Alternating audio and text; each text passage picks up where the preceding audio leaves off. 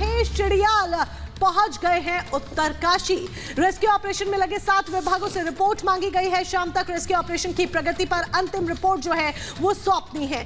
RVNL, Navyug, ONGC, PWD, BRO और THDC rescue operation में शामिल है। तो ये वो विभाग जो रेस्क्यू ऑपरेशन को अंजाम देने में जुटे हुए हैं, रेस्क्यू ऑपरेशन में शामिल हैं। और यही एक बड़ी वजह है कि लगातार इस रेस्क्यू ऑपरेशन को एक तरफ जहां अंजाम दिया जा रहा है तो दूसरी तरफ अब इसकी रिपोर्ट भी मांगी गई है कि दरअसल आज क्योंकि 9वां दिन है तो इन 8 दिनों में क्या क्या हुआ है इसकी रिपोर्ट सौंपी जाए।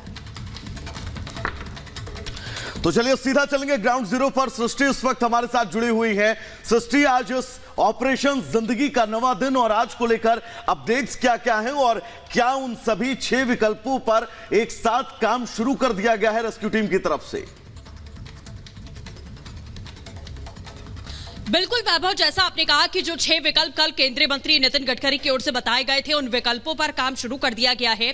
यानी कि पहाड़ी के बाईं साइड और दाईं साइड दोनों तरफ से वर्टिकल ड्रिलिंग का काम होगा। इसके साथ ही टनल के ऊपर जो पहाड़ी है वहां पर भी ड्रिलिंग की जाएगी और वहां पर रास्ता बनाने का काम जो है वो 2 दिन पहले से शुरू कर दिया गया था। माना जा रहा है कि सड़क अब तक बहुत हद तक बन चुकी है और आज मशीनों का पहुंचना शुरू होगा। लॉजिस्टिक यहां पर पहुंचाए जाएंगे और सामान को पहुंचाने में कम से कम 2 दिन का समय लगेगा। जो पहाड़ी के ऊपर से ड्रिलिंग करनी है और पाइप अंदर डाल के मजदूरों को निकालने की कोशिश की जाएगी। जो दूसरी तरफ से यानी कि दाईं साइड से ड्रिलिंग की जा रही है वहां पर भी अभी रास्ता बनाने का काम जारी है। उसके बाद ड्रिल का काम शुरू होगा। स्टेप बाय स्टेप ये काम होंगे क्योंकि ये प्रोसेस बहुत लंबा है। ये बाकी जो विकल्प बताए गए हैं ड्रिलिंग, पहाड़ी में ड्रिलिंग करके और टनल के भीतर तक पहुंचने का, इसमें एक अच्छा खासा लंबा समय लगने वाला है।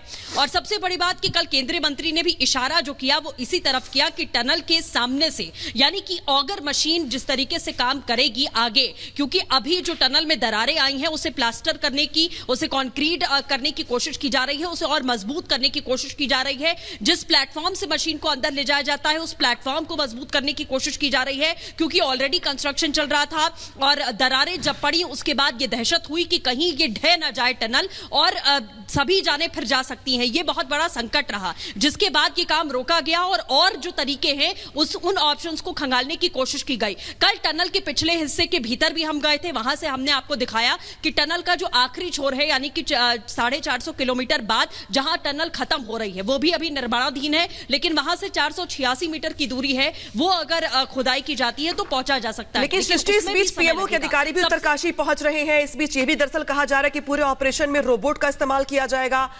तो क्या ये जो नई तकनीक का इस्तेमाल किया जा रहा है क्या ये काफी होगा और क्या 9वें दिन हम ये माने कि अगले कुछ घंटों में कुछ राहत की खबर सामने आएगी? तो देखिए तस्वीरें दिखा रहे हैं आपको लगातार। हम देखिए किस तरीके से जो पीएमओ के अधिकारी हैं वो लगातार पहुंच रहे, स्टेटस रिपोर्ट ली जा रही है। 7 विभाग ऐसे हैं जो इस पूरे मामले में अगर बात की जाए तो वो यहां पर न सिर्फ काम कर रहे हैं बल्कि यहां पे स्टेटस रिपोर्ट भी ली जा रही है कि भाई जो रेस्क्यू ऑपरेशन है वो कहां तक चला है, कितना आगे बढ़ा है, क्या तब्दीली की जरूरत है। नितिन गडकरी ने खुद इस पूरे हालात का जायजा लिया था और ये भी कहा था दरअसल कि स्ट्रेटेजी में बदलाव किए जाए। 6 पॉइंट्स उनकी ओर से सुझाए गए थे। और अब बताते हैं आपको दरअसल कि अब टनल के भीतर कैसे हैं मजदूर। दरअसल ये जानना बहुत जरूरी इसलिए भी है क्योंकि 9 दिनों के बाद हालात कैसे हैं उनके और जो जिंदगी को बचाने की जंग लगातार जारी है, इस बीच जानना ये भी जरूरी है कि जिनके लिए ये जंग लड़ी जा रही है दरअसल वो कैसे हैं। फंसे हुए सभी मजदूर सुरक्षित बताए जा रहे हैं, जो अपने आप में राहत की बात है। दरअसल मजदूरों के पास लंबी 2 किलोमीटर की टनल है, शायद यही चुनौती भी है कि इतना जो लंबा डिस्टेंस है उसको पाट पाना और साथ ही साथ मलबे को भी यहाँ पे ठीक कर पाना, ये भी अपने आप में मशीनों के लिए चुनौती बना हुआ है। इसके साथ साथ अच्छी बात दरअसल यहां पर यह कि टनल में पर्याप्त ऑक्सीजन मौजूद है और शायद इसीलिए सरवाइव कर पा रहे हैं वहां पे जो मजदूर मौजूद है क्योंकि उनके पास ऑक्सीजन है। इसके अलावा अधिकतर हिस्से में बिजली पानी भी मौजूद है, यानी कि ऑक्सीजन, बिजली, पानी मजदूरों के पास है। लिहाजा जो ऑपरेशन है इसमें मजदूर मदद भी कर पा रहे हैं और उनकी आवाज भी सामने सुनाई दे रही है। एक पाइप से खाने पीने की सप्लाई की जा रही है, यानी कि देखिए 9 दिन हो चुके हैं, ऑक्सीजन, बिजली, पानी, खाने पीने का सामान उन तक मुहैया करवाया जा रहा है ताकि इस जंग में उनका कॉन्फिडेंस बूस्टअप रहे, साथ ही साथ वो इस जंग में सहयोग कर सके।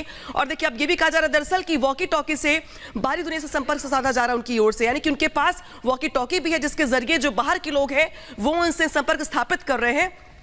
और साथ ही साथ अगर बात की जाए तो जिस तरीके से तस्वीरें सामने आ रही हैं, दरअसल अब ये भी उम्मीद की जा रही है कि दरअसल 9 दिन हो चुके हैं तो अब अब किस तरीके के हालात बनते हैं, क्या अब बाहर निकाल लिया जाएगा, क्या कुछ अच्छी खबर भी सामने आएगी, इस पर सबकी नजर बनी रहेगी। लेकिन अब बात करते हैं उस युद्ध की जिसको लेकर के दरअसल माना यह जा रहा है कि 1.5 महीने पूरे होने के बाद युद्ध और ज्यादा विध्वंसक हो गया है।